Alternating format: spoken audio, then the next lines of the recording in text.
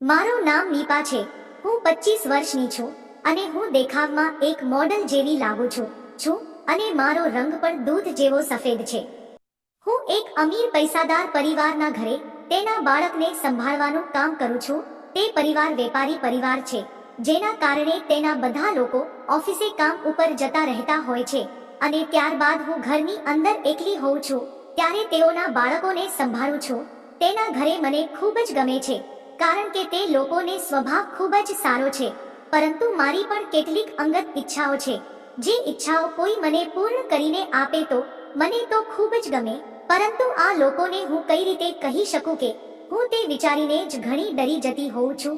એક વખતની વાત છે, જ્યારે હું તે લોકોના ઘરે આવી ત્યારે અમારા જય માલિક હતા. તેઓના પતિ ઘરે રહ્યા હતા અને તેઓએ મને કહ્યું કે હવે તો 2 દિવસ સુધી તે ઓફિસે જવાના નથી. તેને આરામ કરવા માટે થોડીક રજા લીધી છે. એટલે હું પણ તેમની સાથે સામાન્ય વાતચીત કરતી અને મને તેની સાથે વાતચીત કરવાની મજા પણ આવતી હતી. પરંતુ ધીમે ધીમે તેઓએ મને તેઓની કહાની કહેવાનું ચાલુ કરી દીધું. તેના લગ્ન 10 વર્ષ પહેલા થયેલા હતા, પરંતુ તેની પત્ની તેનો સ્વભાવ સારો નહોતો અને સ્વભાવ સારો ન હોવાને કારણે તેમને ઘણી બધી સમસ્યાઓ થતી હતી, જેના કારણે તે મજા પણ નહોતા લઈ શકતા. તેથી તેઓ ઘણી વખત ડિપ્રેશનમાં પણ રહેતા હતા. આ સાંભળીને મને પણ મારી ઈચ્છાઓ પૂર્ણ કરવા માટે એક વ્યક્તિ મળી ગયું હતું. તે એમ પણ ખૂબ જ સરસ લાગતા હતા. તેની ઉંમર અંદાજે 31 વર્ષની હતી. તેઓ મારી કરતા તો ઉંમરમાં મોટા હતા, પરંતુ તે ખૂબ જ સરસ દેખાતા હતા, જેને કારણે મને પણ તેમની સાથે લગાવ થઈ ગયો હતો.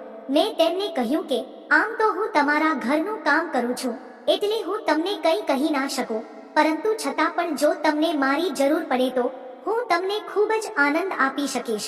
આ વાત કોઈને પણ નહીં ખબર પડે તેની હું ખાતરી આપું છું.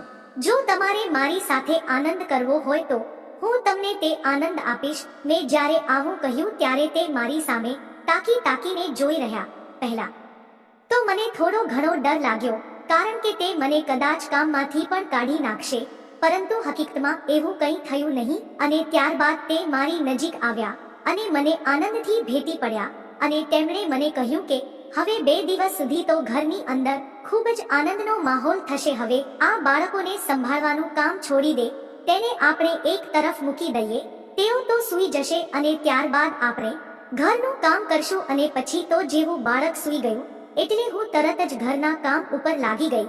અમે બંને દરરોજ 2 દિવસ સુધી ખૂબ જ કામ કર્યું. મને પણ ખરેખર ખૂબ જ મજા આવી ગઈ. હવે તો હું તેને ત્યાં કામ પણ કરતી હતી અને જ્યારે પણ મને મન થતું ત્યારે તેઓ મને બહાર લઈ જતા હતા અને ખૂબ જ આનંદ કરાવતા હતા. મિત્રો, વિડીયો પસંદ આવ્યો હોય તો વિડીયોને એક લાઈક અને ચેનલને સબસ્ક્રાઇબ કરી તમારો સપોર્ટ જરૂર આપજો.